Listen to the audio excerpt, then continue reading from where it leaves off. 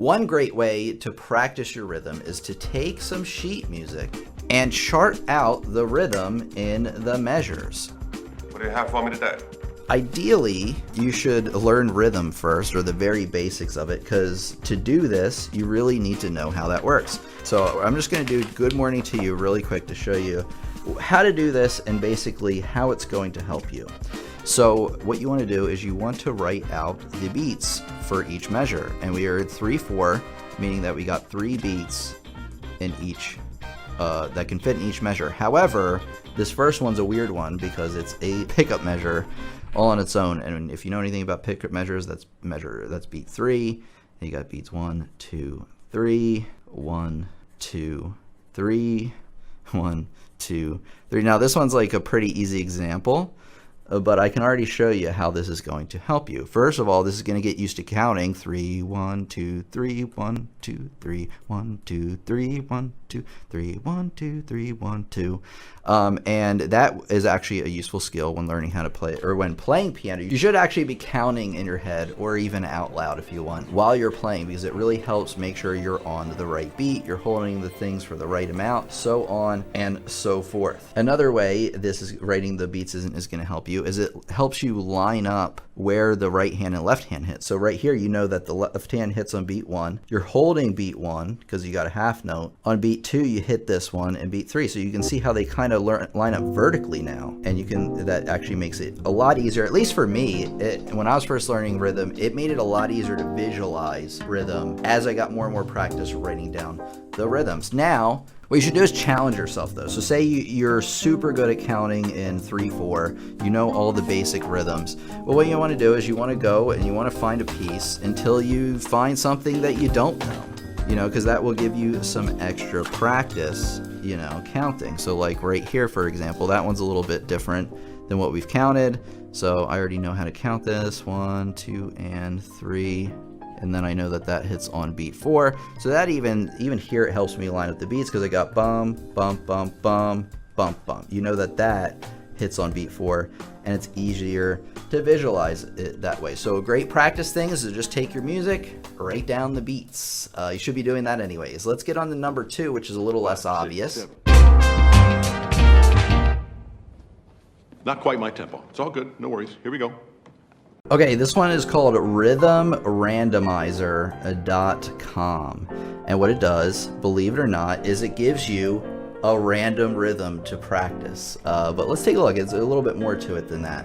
So what it's going to do is it's going to give you, this by the way is the basically like the rhythm clef. There's actually a name for it. I forget what it is. But anyway, what it does then is it gives you a rhythm to clap out. So this would be 1, 2, E, and a 3, 4, 1, 2, 3, and then you got to clap with it.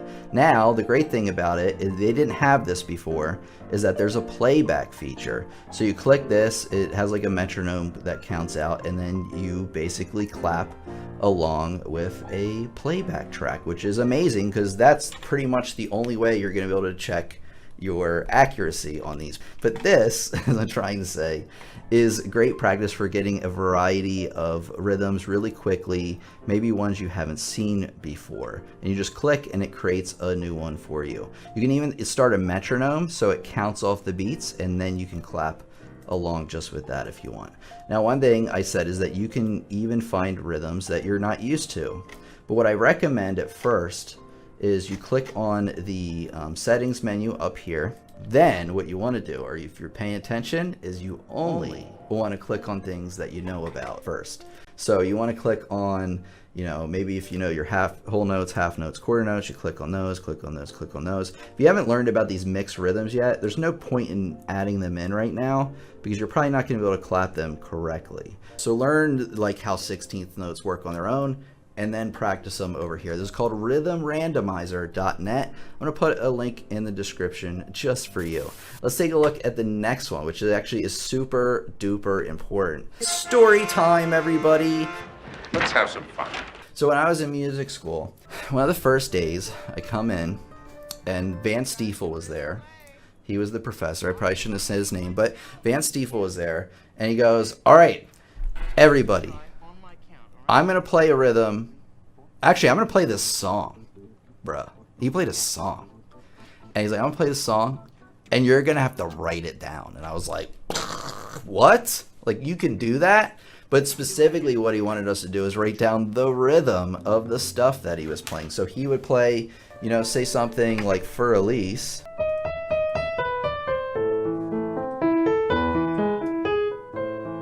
And I'd have to write down the rhythm of the right hand or the left hand. And now I have to explain, because you're like, well, is that really going to help me with rhythm? Yes, it helped me so much with rhythm. Being able to hear a rhythm and then reproduce it on paper, it just brings the visualization and the understanding of rhythm to the next level, because you have to apply it really quickly in real time. You don't have time to mess around. So it's like the ultimate way of applying what you've learned to like actually practicing rhythm, like actually putting it into practice with actual real music. And then you're gonna be able to hear music that you hear on a radio and be like, oh, that's a dotted quarter rhythm, and that's this. And then when you're playing them on your sheet music, you're gonna know that you're right or not, because you are more familiar with rhythmic dictation and how these things sound, but also transcribing them then on paper. So learn about dictation. I'm going to give you a website here in a second. Very, very, very helpful and underrated skill. But I want to quickly mention before I show you these exercises that you want to be practicing these in the order that I talked about them today, these exercises. So the first you want to start out, maybe spend a few weeks just writing out the notes on your sheet music. Then you want to go on to the randomized examples. After you learn some rhythm, then do the dictation. So these are in order of advanced difficulty, you could say. Let's take a look at this website here. I want to show you guys. You're rushing. Here we go. Okay, this one, here is the website address bar. It's kind of a mouthful here, teoria.com/exercises, but there's more to it. But I'll include a link for you in the description.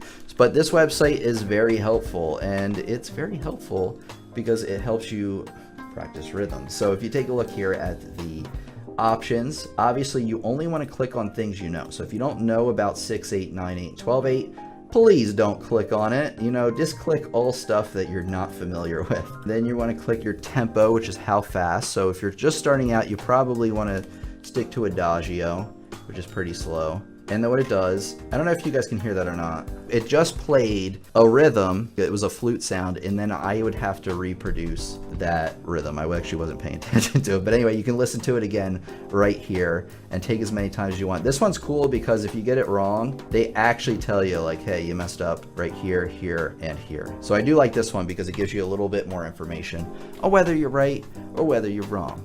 There's another secret method to practicing rhythm I haven't talked about yet, and it's by far the most important one of all, so make sure you pay attention. And that way to practice rhythm is by watching more of my videos. So I have more videos on like secret sauce of counting rhythms the right way, counting them more effectively, and I put that lesson right there just for you. So make sure you watch it. That's the number one thing you want to do next. Subscribe, have all notifications turned on if you don't already. So we have new stuff coming out all the time. You don't want to miss a beat. You know who it is. It's your piano teacher, Tim, and I'll see you in the next lesson. 5, 6, and dragging just a hair.